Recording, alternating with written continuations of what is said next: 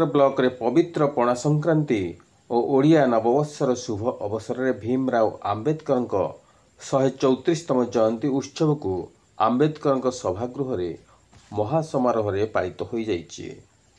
ମୂଳ ନିବାସୀ ଦଳିତ ସେବା ସଂଘର ସଭାପତି ଭିକାରୀ ଚରଣ ନାୟକଙ୍କ ସଭାପତିତ୍ୱରେ ଆୟୋଜିତ ସଭାରେ 4ଟି ବ୍ଲକର ଶତାଧିକ ସଦସ୍ୟ, ମହିଳା ଓ ପୁରୁଷ ଉପସ୍ଥିତ ରହି ପ୍ରଥମେ ଆମ୍ବେଦକରଙ୍କ ପ୍ରତିମୂର୍ତ୍ତିକୁ ପୁଷ୍ପମାଲ୍ୟ ଅର୍ପଣ ପୂର୍ବକ ଧୂପ ଦୀପ ଦେଇ ପୂଜା କରିଥିଲେ। ହରିବୋଲ ଓ ହୁଳହୁଳି କରତାଳିରେ ସଭାଗୃହ ପ୍ରକମ୍ପିତ ହେଉଥିଲା। ସଦସ୍ୟମାନେ ଆମ୍ବେଦକରଙ୍କ କୀର୍ତ୍ତିକୁ ଆଲୋଚନା ପୂର୍ବକ ତାଙ୍କୁ ମନେ ପକାଇ ତାଙ୍କର ଜୀବନୀ ବିଷୟରେ ଆଲୋକପାତ କରିଥିଲେ। ଭୀମରାଓ ଆମ୍ବେଦକର ନୀଚ ଜାତିର ହୋଇଥିବାରୁ ସବୁ କ୍ଷେତ୍ରରେ ସେ ନିର୍ଯାତିତ ହେଉଥିଲେ। ତେଣୁ ଅନ୍ୟାୟ ବିରୁଦ୍ଧରେ କିଭଳି ଲଢ଼େଇ କରିବା ଆମ ଭାରତୀୟମାନଙ୍କ ପାଇଁ ସେ ଏକ ସମ୍ବିଧାନ ପ୍ରଣୟନ କରିଥିଲେ। ନାରୀକୁ ସମ୍ମାନ, ଦଳିତ ନିଷ୍ପେଷିତ ଜାତି ଓ ଜନଜାତିକୁ ସମ୍ମାନ ଦେବା ବାବା ସାହେବ ତାଙ୍କ ସମ୍ବିଧାନରେ ଲେଖିଛନ୍ତି ବୋଲି ସଭାପତି ଭିକାରୀ ଚରଣ ନାୟକ ତାଙ୍କ ଅଭିଭାଷଣରେ କହିଛନ୍ତି। ପରିଶେଷରେ ସମସ୍ତ ସଭ୍ୟ ଆମ୍ବେଦକରଙ୍କ ଆତ୍ମାର ସଦ୍ଗତି ହେଉ ବୋଲି ଭଗବାନଙ୍କ ନିକଟରେ ପ୍ରାର୍ଥନା କରିଥିଲେ। କାମାକ୍ଷାନଗରରୁ ତରଣୀ ସେନ ବାରିକଙ୍କ ରିପୋର୍ଟ, ଅଷ୍ଟକିଲା ନ୍ୟୁଜ୍। ଆପଣଙ୍କ ପରିଚୟ? ଭିକାରୀ ଚରଣ ନାୟକ, ମୂଳ ନିବାସୀ ଦଳିତ ସେବା ସଂଘ ସଭାପତି। ଆଜ୍ଞା, ଆଜି ହେଉଛି ଗୋଟେ ମହାନ ଦିବସ, ବିଷୁବ ପଣା ସଂକ୍ରାନ୍ତି, ଓଡ଼ିଆ ମାନଙ୍କର ନବବର୍ଷ ଏବଂ ଆମର ଆମ୍ବେଦକରଙ୍କର 134ତମ ଜନ୍ମ ଜୟନ୍ତୀ ଦିବସ। ଏହି ଅବସରରେ ଆପଣ କ'ଣ କହିବେ? ଆଜି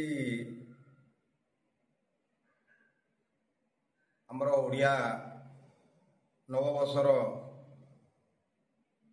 ପଣା ସଂକ୍ରାନ୍ତି, ବାବା ସାହେବଙ୍କର 134ତମ ଜନ୍ମ ଜୟନ୍ତୀ।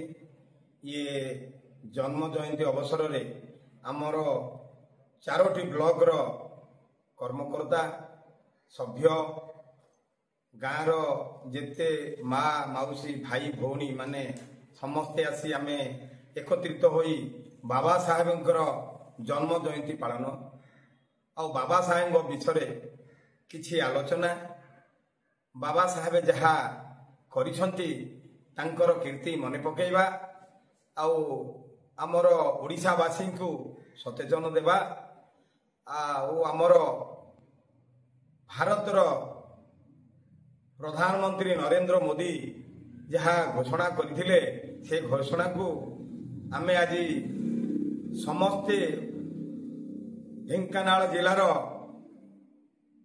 କାମାକ୍ଷାନଗର ଡକ୍ଟର ଆମ୍ବେଦକର ମୂଳ ନିବାସୀ ଦଳିତ ସେବା ସଂଘର କର୍ମକର୍ତ୍ତା ଆମର କାର୍ଯ୍ୟାଳୟରେ ଏକତ୍ରିତ ହୋଇ ବାବା ସାହେବଙ୍କ ଜନ୍ମ ଜୟନ୍ତୀ ପାଳନ କରୁଛୁ। ଧନ୍ୟବାଦ। ପ୍ରତି ଦଳିତମାନଙ୍କ ପାଖରେ ରହିବା ପାଇଁ ସବୁବେଳେ ଚିର ସଂକଳ୍ପବଦ୍ଧ ଓ ସର୍ବଜ୍ଞ, ଭବିଷ୍ୟତରେ ମଧ୍ୟ ଏହି ଭିତରେ ସଂଘ କାର୍ଯ୍ୟ କରିବ, ଏହା ଆମର ସଂକଳ୍ପ। ଏହି ସଂକଳ୍ପରେ କାର୍ଯ୍ୟକ୍ରମ ରହିଛି। ଆଜି ବାବା ସାହେବଙ୍କର ଜନ୍ମ ଜୟନ୍ତୀରେ ମୁଁ ଅଳ୍ପ କିଛି କଥା କହିବାକୁ ଚାହୁଁଛି ଯେ ଯେତେବେଳେ ମଣିଷ ଗୁଲାମ କରିବା କ୍ଷେତ୍ରରେ ସେତେବେଳେ ତାଙ୍କର ଜନ୍ମ ଜୟନ୍ତୀ ଆଜି ସୁନ୍ଦର କରିବା ପାଇଁ ବିଭିନ୍ନ ଇଏ ବି B.R. ଆମ୍ବେଦକର ବି ଆମ ଲୋକଙ୍କ ପାଇଁ କିଛି କରିଛନ୍ତି, ଯୋଉଟା କି 32ଟା ଡିଗ୍ରୀ କରିଛନ୍ତି ଆମ ପାଇଁ ସମ୍ବିଧାନ ସେ ଲେଖିଛନ୍ତି।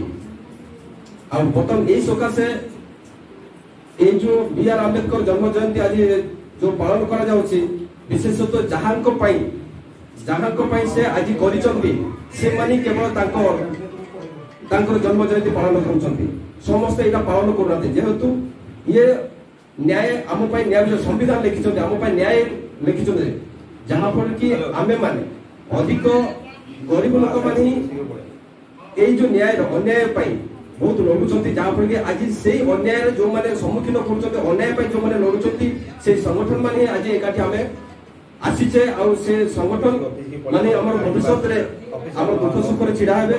ତେଣୁ ଏଠୁ ନାରୀ ନେତ୍ରୀ ମାନେ ବିଭିନ୍ନ ସଂଗଠନ ତରଫରୁ ଆସିଛନ୍ତି ଏଠାକୁ, ସେମାନେ ବି ଆମ ସହିତ ଜଡ଼ିତ ଅଛନ୍ତି। ତେଣୁ ସେମିତିଆ ଲୋକ ହିଁ ଆଜି ଡେଟ୍ରେ ଆମର ଏଇ B.R. ଆମ୍ବେଦକର ଜନ୍ମ ଜୟନ୍ତୀ ପାଳନ କରୁଛନ୍ତି।